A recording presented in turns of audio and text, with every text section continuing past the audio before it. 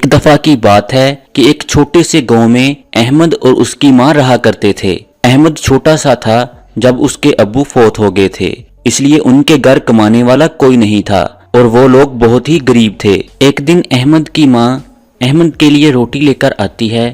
لے میرا راجا بیٹا روٹی کھا لے۔ ماں، مجھے یہ روز روز سوکھی روٹی اچھی نہیں لگتی، میرا دودھ کے ساتھ روٹی کھانے کو بڑا دل کرتا ہے۔ بیٹا تمہیں پتہ ہے ہمارے پاس دودھ نہیں ہے۔ اس کے بعد احمد کی ماں دودھ لینے کے لیے ایک آدمی اسلم کے پاس جاتی ہے۔ اسلم بھائی، میرا بیٹا دودھ کے بغیر روٹی نہیں کھاتا، مہربانی کر کے آپ مجھے تھوڑا سا دودھ دے دیں۔ ٹھیک ہے بہن، تم دودھ لے جاؤ، لیکن اس کے بدلے تمہیں ہمارا کام کرنا ہوگا۔ میری بیوی اکثر بیمار رہتی ہے، اس لیے تمہیں ہمارے گھر کے کام کرنے ہوں گے، جس کے بدلے میں تمہیں دودھ دے دیا کروں گا۔ اس طرح احمد کی ماں مان جاتی ہے اور اسلم کے گھر کے تمام کام کرتی ہے اور شام کو دودھ لے کر اپنے بیٹے کو اچھے سے کھانا کھلاتی ہے۔ جیسے تیسے کر کے ان دونوں کے دن گزرتے جاتے ہیں۔ کبھی کبھی تو ایسا ہوتا ہے جو بھی تھوڑا بہت کھانا ہوتا ہے احمد کی ماں احمد کو کھلا دیتی ہے اور خود اس کے کھانے کے لیے کچھ بھی باقی نہیں بچتا۔ دن گزرتے جاتے ہیں اور احمد بڑا ہو جاتا ہے اور احمد کو شہر میں بہت اچھی نوکری مل جاتی ہے۔ کچھ دنوں بعد احمد کی شادی ہو جاتی ہے اور وہ سب شہر میں ایک بڑے سے گھر میں شفٹ ہو جاتے ہیں۔ کیونکہ احمد ایک بہت بڑی کمپنی میں کام کرتا تھا، اس لیے اسے آئے روز اس کے دوست ملنے آتے رہتے ہیں۔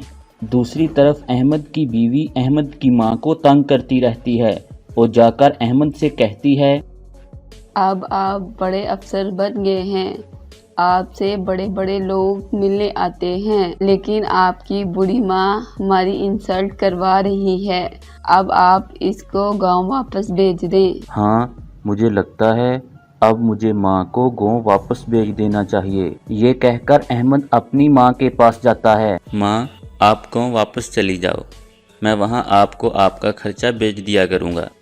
ٹھیک ہے بیٹا، اگر تمہیں اچھا نہیں لگتا تو میں گاؤں واپس چلی جاتی ہوں۔ میں تمہارے خرچے کا کیا کروں گی؟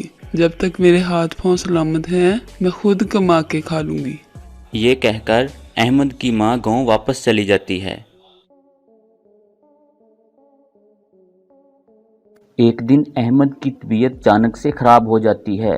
جب وہ ڈاکٹر کے پاس جا کر اپنا چیک اپ کراتا ہے تو یہ سن کر اس کے پیروں سے زمین نکل جاتی ہے کہ اس کی دونوں کڈنیز فیل ہو گئی ہیں۔ وہ کڈنی ٹرانسپلانٹ کرانے کے لیے اپنے دوستوں کو کال کرتا ہے، لیکن ہر کوئی احمد کو کڈنی دینے سے منع کر دیتا ہے۔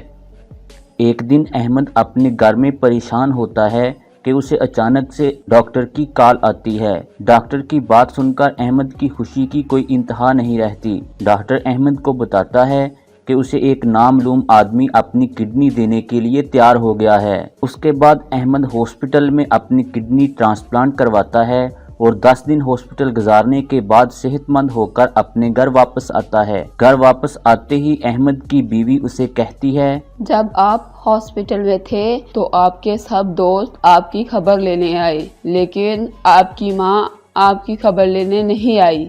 یہ بات سن کر احمد کو بہت زیادہ غصہ آتا ہے۔ اب وہ اپنی ماں سے نفرت کرنے لگا تھا اور وہ من ہی من میں سوچتا ہے کہ اب وہ گاؤں واپس کبھی نہیں جائے گا۔ ایسے ہی دن گزرتے جاتے ہیں کہ ایک دن احمد کو اس کے گاؤں سے کال آتی ہے، احمد تمہارے گھر میں بدبو آ رہی ہے، تم جلدی سے گاؤں آؤ اور آ کر دیکھو تمہارے گھر سے بدبو کیوں آ رہی ہے۔ احمد کال سننے کے بعد جب گاؤں جاتا ہے کہ اس کی امی کی موت ہو گئی ہے۔ پھر احمد باہر آ کر جب اپنے گاؤں کے لوگوں سے ملتا ہے تو اس کے گاؤں کے لوگ احمد کو بہت برا بھلا کہتے ہیں۔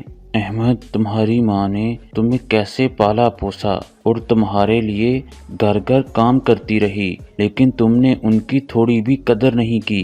احمد، تمہاری ماں نے تمہاری زندگی بچانے کے لیے اپنی کڈنی بھی دے دی، جس کے بعد وہ اتنی بیمار رہیں لیکن تم اس کی خبر لینے تک نہیں آئے۔ تم کتنے بدبخت بیٹے ہو۔ جیسے ہی احمد یہ بات سنتا ہے تو اس کے پیروں سے زمین نکل جاتی ہے۔ جس ماں سے وہ کل تک نفرت کرتا تھا، جب اسے پتہ چلتا ہے کہ اس کی زندگی اس ماں کی دی ہوئی دین ہے تو وہ اپنے کیے پر بہت پچھتاتا ہے۔ پھر وہ اسے گزرا ہوا ٹائم یاد آتا ہے जब उसकी माँ ने उसे इतने मुश्किलों से पाला था। लेकिन अब पछताने का क्या फायदा जब उसकी माँ ही इस दुनिया में नहीं रही।